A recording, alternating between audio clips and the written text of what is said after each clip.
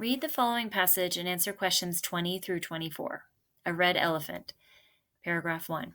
Amber followed her mother and brother to the checkout line at Misty's Minute Market. Inside a cardboard box on the floor beside the cash register, she saw a little red elephant. It was so pretty. Amber reached inside the box and pulled it out.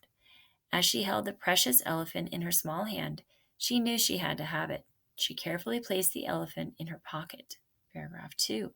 When Amber got into the backseat of the car with her older brother, she pulled the elephant from her pocket and examined it closely.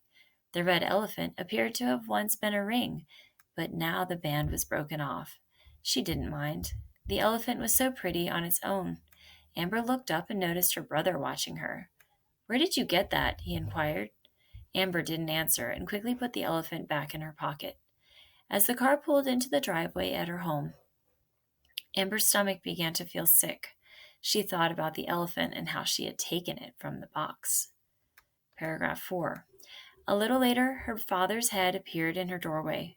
"Why the sour face?" he asked. Amber placed the elephant on the bed. Her voice cracked as she told her father about taking the elephant from the box at the store.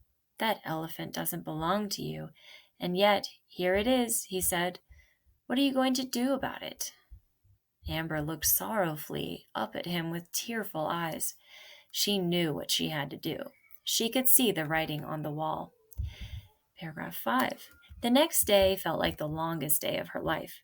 Amber couldn't eat, she didn't feel like playing with her toys, and she didn't want to see her friends. At last her father came home from work. Amber climbed into his car, and they drove to Misty's. Paragraph 6. Amber's hands were shaking as she walked slowly into the store. She waited in line to talk to Misty, imagining herself in handcuffs. Misty turned to her, and Amber began to sob. She pulled the elephant from her pocket, handed it to Misty, and whispered, "I'm sorry I took this." Paragraph 7. Without hesitation, Misty came around the counter and kneeled down beside Amber. "I forgive you," she said as she hugged Amber. "I had thrown this away because it was broken. You can keep it if you'd like to." Paragraph 8.